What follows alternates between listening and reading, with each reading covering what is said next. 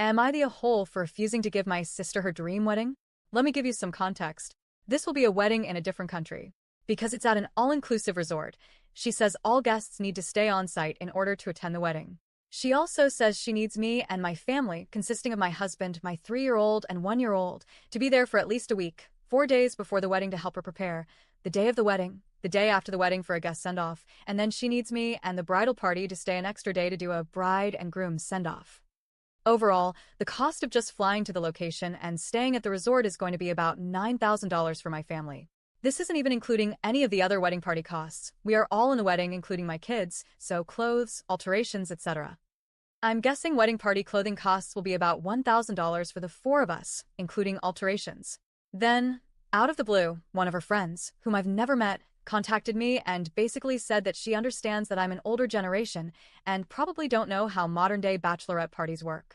But the new norm is a bachelorette party trip, typically 5 to 7 days long. She mentioned that my sister has always talked about wanting her trip to be to Paris, and that typically the MOH pays for the bride's lodging, the bridal party's lodging, and activities. I haven't even started to price this out, but I'm guessing it's going to be another couple of $1,000s. Then my mom approached me to see if she and I are going to co-host the parties.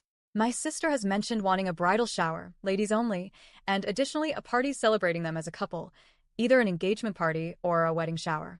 My sister's fiancé lives in a different country and, according to her, his family is not financially well off. She suggested a great gift would be to pay to fly his mom, stepmom, and grandma over and to host them so they can attend the party. I have no idea how much that will cost.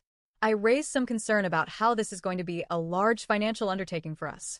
We can afford it, but not without getting uncomfortable. I asked if there was any way we could not come for the full wedding week or maybe stay somewhere other than the all-inclusive resort to save some money. She said since her wedding is 10 months away, it should give me plenty of time to cancel the other trips we had planned, and if I really need to, I can get a job. I'm currently a SOM. I'm going to have to cancel my 3-year-old's birthday trip to Disneyland. She's been so looking forward to it, and my husband and I had a trip planned for our 10-year anniversary that will have to wait for another year. She said she has already given a pass on going with her to look for wedding dresses. It's her dream to go to all the salons featured on Say Yes to the Dress, so she is planning on doing a wedding dress shopping trip to Georgia, New York, and Texas. We all live in California, so this 10-day trip is cross-country. I'm at a loss. I want to be supportive and realize that it's her wedding, and she can do whatever she wants to make it the most fairy tale perfect day for her. However, I don't know where to draw the line without seeming like a jerk. Is it bad to not throw the bachelorette party if I'm the MOH? Frankly, if it's truly a week-long trip, I wouldn't even want to go if someone else planned it. That's a long time to be away from my kids with no other childcare. Is it bad to put up a boundary and not stay at the all-inclusive for the week? Maybe the night of the wedding, if that is what is required for the venue to allow her to get married there, but otherwise find somewhere else to stay? It won't save me a ton of money, but a little might help. She says because of reported cartel presence, this would be dangerous, and she wouldn't feel comfortable with us being anywhere other than the resort. Is it customary for the MOH to throw the bridal party and a wedding/engagement party?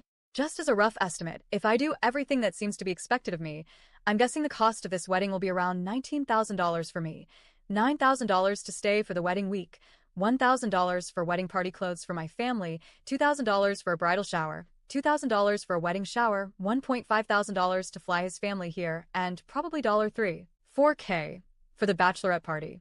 I haven't been in a wedding in forever. Is this how much it normally costs? She is already getting short-tempered with me when I bring up how expensive it is going to be, stating that I can work like normal people and then money wouldn't be a problem. I always thought we did well financially. I'm a doctor, but I've taken off since my kids were born to spend the first few years with them until they are school-aged, and my husband is well enough for us to not be financially strained, but I'm always mindful of our finances.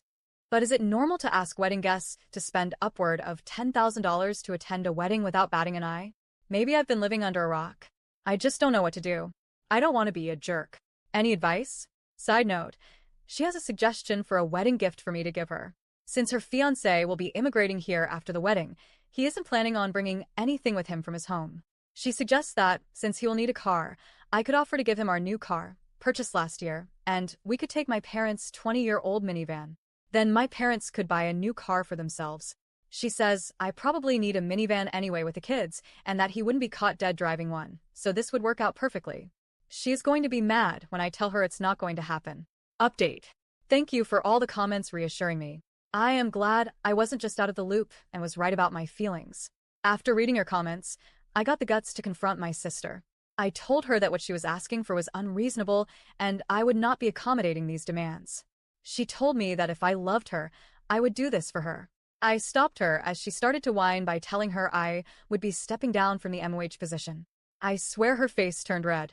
She yelled at me, finger in my face, that I couldn't do this to her and I was being selfish. I explained that I could not imagine canceling prior planned family trips or leaving my role as a som. Both of these things are important. I offered to still be a bridesmaid, but she told me that if I was stepping down, she was banning me from attending. I felt a bit hurt, and my mom was saying I should take back my words and make up. Here's the kicker, though. As I stood up to leave, she crossed her arms and said, "Fiancé still needs a car." I then informed her that there are plenty of dealerships in our location and to have fun. She called our mom sobbing, telling her that I didn't support her marriage or some BS. Honestly, I feel better knowing this is off my shoulders. I hope she comes back to reality after the wedding.